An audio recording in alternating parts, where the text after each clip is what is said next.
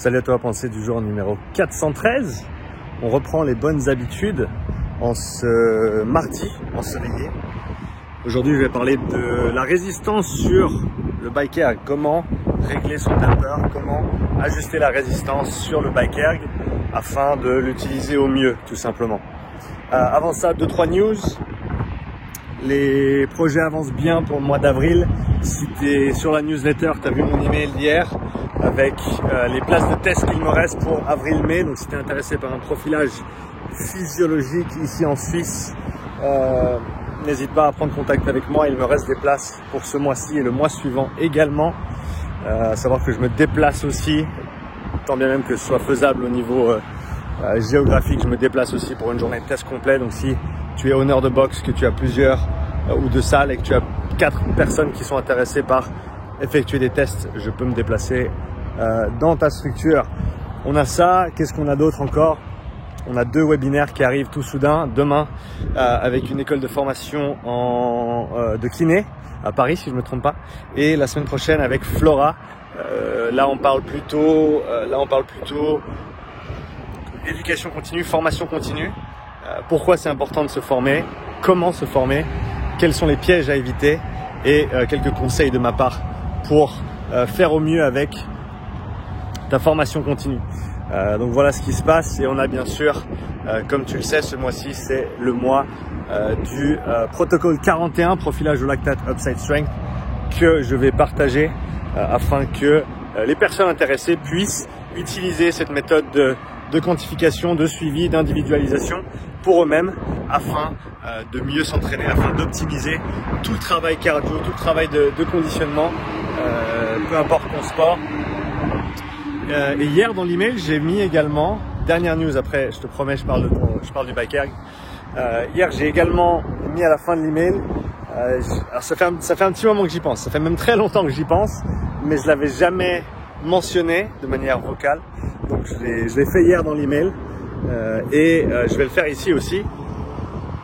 Donc hier, à la fin de l'email, j'ai simplement demandé qui serait intéressé par une plateforme d'échange, un forum Upside Strength, où l'on pourrait, et ben voilà, c'est ça, partager, échanger, peut-être dialoguer, peut-être débattre également de tous les sujets qui tiennent à la préparation physique, au sport, à la santé, etc.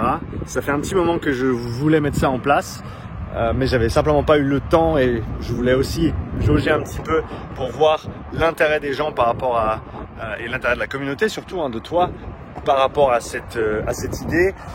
Il semblerait que ce soit une idée qui réjouisse pas mal de monde. J'ai déjà eu près de 15 emails en réponse directe en disant je suis super intéressé, dis-moi plus, ou quand est-ce que ça va être lancé. Il semblerait que ça se lance un petit peu plus tôt que prévu du coup. Mon idée avec ça, c'est voilà, avoir cette plateforme d'échange, mais pas seulement, aussi fournir moi directement des webinaires, des présentations exclusives, de temps en temps, avoir des questions-réponses réservées à la communauté, avoir également d'autres experts, d'autres intervenants, d'autres coachs venir partager leurs connaissances sur leur sujet de prédilection, et simplement pouvoir faire grandir cette communauté du sport, de la préparation physique dont on fait partie, que ce soit pour les coachs, pour des étudiants, pour des sportifs, simplement des curieux, des amoureux du sport et de la physiologie de l'entraînement. Je pense que ça peut être super sympa. Donc voilà, la Upside Strength Academy, telle que tu la connais avec les différentes formations, programmes, existe toujours et suivra bientôt. Quand exactement, je ne sais pas. Ça va dépendre un petit peu de mon avancée sur le projet de ce mois-ci. Suivra bientôt la Upside Strength Academy, plateforme d'échange pour les coachs, et on va passer au niveau supérieur avec ça. Sur ces belles paroles, le damper, la résistance pour le bike erg. Ça, c'est une erreur que je vois encore très très souvent. Souvent dans les box de CrossFit, alors pas parce que c'est la faute des crossfitters, mais c'est parce que c'est là où je traîne le plus souvent, et c'est aussi là où tu retrouves le plus de bike erg. On a cette habitude, par exemple avec le rameur et le ski, de simplement, tu mets ta résistance. Alors certains le font simplement avec le damper, d'autres le font avec le facteur de résistance. Mais en gros, tu arrives avec un damper sur on va dire entre 3 et 5 en général. Tu le places et tu fais ta séance sans toucher nécessairement, soit dans des situations assez spécifiques. Mais en général, tu touches pas trop ce qui se passe à ce niveau-là. La grande différence avec le vélo, c'est que le dumper, c'est au final un petit peu comme tes vitesses. C'est ton dérailleur, comme sur un vélo. Là où sur le rameur, eh ben, tu vas pas nécessairement changer ton dumper en cours de route pour aller un petit peu plus vite. Ben, sur le vélo, tu vas à un moment donné être contraint de bouger cette résistance. Ben, si tu la laisses tout en bas, à un moment donné, tu vas pédaler dans le vide, pédaler dans la smoule et tu vas pas aller très loin. Donc, tu es obligé au final de monter cette résistance, bien sûr selon les watts que tu veux produire et selon la cadence que tu veux retrouver. Donc ce que je dis toujours pour le dumper du vélo, contrairement à celui du rameur et du ski, eh ben d'abord tu vas chercher à viser les watts que tu veux tenir pour ton effort, ton intervalle ou ta séance. Deuxièmement, tu regardes à avoir la bonne cadence, en général entre 80 et 85. Des fois c'est en dessous, des fois c'est en dessus, mais en général ça va être dans cette fourchette-là. Et selon ces deux paramètres, tu règles ensuite ta résistance pour rester, on va dire, sur les bons watts et avec la bonne ou avec la cadence voulue. Et à mon sens, c'est la meilleure manière de travailler. Donc, ne pas commencer à simplement mettre ton dumper sur 4 et de tout faire comme ça. Parce que si tu essaies d'aller lentement, mais que tu as ton dumper sur 4, qu'est-ce qui va se passer? Eh ben, tu vas tourner à 50 tours minute. Ça va pas ressembler à grand chose, ça va pas servir à grand chose non plus.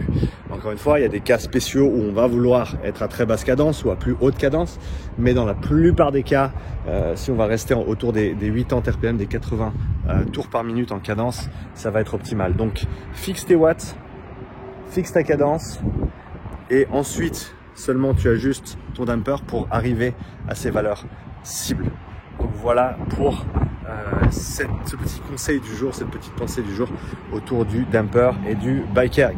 Si tu as des questions par rapport à ça, laisse-moi un commentaire sous la vidéo. Si tu as des questions par rapport aux news, aux différents éléments que j'ai partagés avec toi en début de vidéo, n'hésite pas à me laisser un commentaire aussi. Si tu es intéressé par la Upside Strength Academy, la plateforme d'échange, laisse-moi un commentaire. Plus il y en a et plus je me bougerai les fesses pour faire en sorte que ça existe rapidement. C'est comme tout, il y a tellement de choses à faire, mais quand j'entends et quand je vois que vous êtes tous preneurs d'une idée, moi ça me motive énormément. Donc voilà, n'hésite pas à me laisser un commentaire. Sur ce, j'espère que tu profites de cette belle journée également. Et je te dis à bientôt pour une nouvelle pensée du jour. Ciao.